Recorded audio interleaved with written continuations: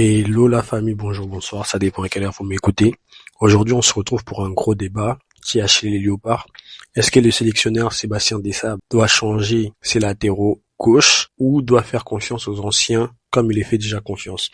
Aujourd'hui, on sait très bien que lui, dans son équipe et dans son système de jeu, ce qui prime avant tout, c'est l'aspect défensif. Et sur ce côté-là, on n'a rien à dire. Il a construit un style de jeu où son équipe autour de sa défense qui est vraiment un mur infranchissable. C'est l'équipe qui n'encaisse pas beaucoup de buts, qui marque peut-être pas beaucoup de buts aussi, mais qui n'encaisse pas beaucoup. Et c'est ça qui fait que aujourd'hui on peut retrouver ce style-là chez beaucoup de ses joueurs. Mais c'est comme s'il avait construit un mur en béton, mais il y avait un brick qui était dessus. Et c'est le problème qu'on va parler de ça aujourd'hui. C'est le côté gauche de notre défense où il y a toujours un petit problème, il y a toujours ce côté où on ne sait pas est-ce que ça va résister, ou même les adversaires attaquent toujours de ce côté-là. Donc aujourd'hui on va essayer un peu de mettre en lumière les joueurs et les qualités que les joueurs qui peuvent les remplacer ont, ou est-ce qu'ils doivent continuer à faire confiance à ces anciens joueurs pour la liste qui va arriver. On commence par Masuaku. On sait que dans la tête des Sables, c'est Masuaku le numéro 1. On connaît tous ses qualités, que ça soit au niveau du coup de pied arrêté et tout ce qui va avec, il est incroyable. Mais maintenant, Masuaku, il avait un truc qui faisait que ça tuait ses lacunes, c'était son apport offensif. Et aujourd'hui, son apport offensif n'amène plus les résultats qu'on attend de voir, et ça fait sortir ses lacunes défensives. Et maintenant, on peut voir que en 2026, Masuaku, il a fait que un match. Il est pas en forme, ses performances peuvent le prouver pour lui, et un joueur comme ça, aujourd'hui, on peut pas l'appeler pour faire un match comme le match qui nous attend, les matchs qui va arriver. Mais si on regarde de l'autre côté où on se dit son expérience, parce que ça reste un leader de l'équipe, ça reste l'un des leaders de la défense, parce que Masuaku, ça fait longtemps qu'il est à la sélection, et c'est des joueurs, ces genres de joueurs-là, c'est des joueurs qu'on peut pas les sortir directement comme ça. Ils se sont battus avec l'équipe pour arriver là où ils sont aujourd'hui, et c'est un truc qui reste remarquable. Mais avec tout ça, est-ce qu'on doit quand même le garder alors qu'il est pas en forme, alors qu'il peut que nous porter. Aujourd'hui, il peut pas nous faire du bien dans l'équipe, mais ça reste un cadre de l'équipe où on sait que demain, s'il y a un problème dans le vestiaire, il sera toujours là. Si on a un coup de moins bien dans l'équipe, il sera toujours là. Mais on doit se poser réellement la question. Qu'est-ce qu'on doit regarder en premier? Est-ce qu'on doit regarder l'aspect sportif où il a pas de temps de jeu pour être dans l'effectif, ou on regarde l'aspect mental? C'est un des joueurs qui peut aider à nous apporter, à nous ramener vers l'avant pour arriver là où on veut arriver et décrocher cette qualification-là. C'est à vous de me dire. Le deuxième joueur, comme vous le savez très bien, c'est Joris Kayembe. Joris, contrairement à Masuaku, depuis le retour de la CAN, lui aussi il était blessé, mais lui il a repris un peu de jeu en 2026, où il a quand même fait 7 matchs, où il a enchaîné entre bon et moins bon, mais il est quand même dans l'effectif. Après, le problème avec Joris, on connaît aussi ses qualités. Il a ses qualités défensives, mais il manque ce côté offensif où ça peut faire du bien à l'équipe. Mais ses qualités défensives te laissent pas aussi sans crainte de se dire qu'il est pas serein. C'est un très bon joueur, on connaît aussi ses qualités. On a vu ce qu'il a pu nous apporter durant d'autres matchs. Mais on a toujours cette crainte-là de se dire, est-ce qu'il est prêt à assumer ce rôle-là?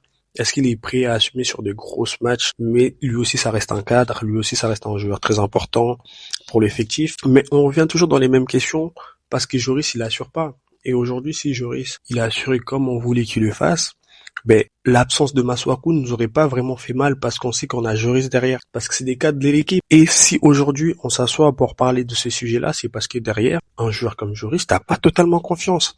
Avec ce qui monte, tu te dis, ouais, mais à tout moment, il va craquer, ou ça va craquer, parce que si on le provoque, si on va que sur son côté, t'es pas sûr à 100% que demain, la balle, elle va pas passer. Et c'est ça la question qu'on se pose. Avec ce qu'on prévoit de faire, et là où on veut ramener notre équipe nationale, est-ce que on doit prendre un joueur comme Joris, ou est-ce qu'on doit le remplacer? Mais après, ça reste un joueur très important, faut se dire la vérité. Ça reste l'un de cadres aussi. Peut-être pas dans le même niveau que Masuaku, mais ça reste l'un des cadres. C'est un joueur qui s'est battu pour arriver là où ils sont aujourd'hui. Et ça sera pas totalement facile de les faire sortir directement comme ça. Mais pour moi, aujourd'hui, c'est une réelle question qui se pose. Là où on va arriver avec les rages, est-ce que ça serait pas le temps de changer et de ramener un peu de son nouveau? Moi, j'aimerais aussi savoir vos avis par rapport à ces deux joueurs-là. Qu'est-ce que vous en pensez réellement? Est-ce qu'ils doivent rester? Est-ce qu'ils doivent partir? Ça vaut aussi de me le dire. Maintenant, pour parler des gens qui peuvent les remplacer, le premier nom qui me vient en tête, et je pense dans la tête de beaucoup d'autres Congolais aussi, ça serait Marc Bola. C'est un joueur de Watford, pour les gens qui le suivent. Il a été titulaire, il a fait plus de 30 matchs. Il a été 27 fois titulaire dans l'équipe type de son club. Et c'est un joueur qui montre beaucoup de qualité. Il enchaîne aussi ces derniers temps du bien et du moins bien, mais par rapport à ces matchs qu'il fait, ben, il a été beaucoup plus souvent très bon. Il a ses qualités offensives et défensives. Il sait faire les deux un peu. Et il s'aligne un peu sur le même systématique que Desabre. Il impose à ses joueurs. Intelligence défensive, il a. Offensivement, il sait quand faut monter, quand faut pas monter. Et c'est ces genres de joueurs aujourd'hui, avec ces temps de jeu, qui sont très importants pour l'effectif. Parce qu'on peut pas tout le temps prendre des joueurs qui jouent pas, juste parce qu'ils ont des noms qui font plaisir à voir ou parce que c'est des cadres de l'équipe.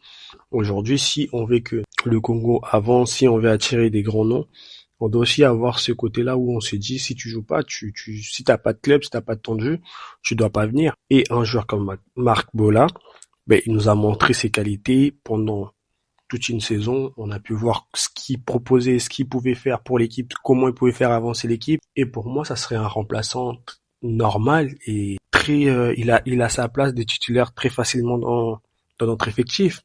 Maintenant, après, est-ce qu'il peut s'adapter facilement? Ça, c'est un autre truc. Est-ce que des sabres va accepter de le prendre? Ça, c'est un autre truc. Bon, aujourd'hui, si on doit parler, oui, clairement, il a sa place. Oui, clairement, il peut jouer sans faute. Mais le choix reste à l'entraîneur et pour moi, ben, il doit réfléchir à ce poste-là. Deuxième joueur qui peut venir les remplacer dans ce poste-là, c'est Stéphane Fournier. Lui, c'est un joueur, il est sorti de nulle part. On a entendu un jeune de City congolais et d'un coup, il est parti à Watford. Bam, il nous a tous impressionnés. On était tous choqués de voir ce qu'il pouvait proposer dans le jeu et il a réussi quand même à mettre Marc Bola 2 fois sur le banc parce que sa qualité des passes était tellement impressionnante que le coach, sur certains matchs, il préfère le mettre lui titulaire pour ramener cette qualité de passe que Marc Bola. Pour vous dire que Marc Bola, il a fait une très bonne saison, il est resté là-bas longtemps et c'est jeune, il arrive à faire ça. Et aujourd'hui, on voit beaucoup comme au Sénégal, des jeunes de 16 ans, 17 ans qui viennent déjà avec l'équipe nationale. Et ça ne choquerait pas qu'ils soient dans la liste, peut-être pas dans cette liste pour les barrages, mais pour la Coupe du Monde. Parce que ce qu'il fait, c'est impressionnant. Il a fait 6 matchs et ces 6 matchs, c'était des top matchs. Aujourd'hui, pour son âge, on peut dire qu'il commence déjà à avoir beaucoup d'expérience. Il a qui 17 ans et demain, on peut le voir retourner à Manchester City parce qu'il est prêté. Et Manchester City, ils l'ont pas vendu. Ça veut dire qu'il compte quand même sur lui, il compte sur sa polyvalence. Parce qu'il peut aussi jouer défenseur central. Et il le joue aussi très bien. Aujourd'hui, si ça soit City, que ça soit Watford, que ça soit même pour nous le Congo, c'est un joueur qu'on doit vraiment regarder. Et ce qui est vrai aujourd'hui, ben, il est pas encore congolais, il a pas encore son passeport, d'après les rumeurs, il est même pas encore été contacté par la fédération congolaise. Mais ce qu'il nous propose sur le terrain nous laisse voir qu'il a du talent. Et c'est des joueurs comme ça, faut suivre. Maintenant, moi, j'aimerais bien savoir vos avis sur tout ça. Est-ce que on doit les remplacer? Est-ce qu'on laisse les anciens parce que bah, ils ont toujours été là? Et est-ce que pour vous, avec cette équipe-là, même s'il n'y a pas de nouveau, on peut aller loin? Je veux voir tout ça dans les commentaires. En tout cas, on se dit à très bientôt et bye.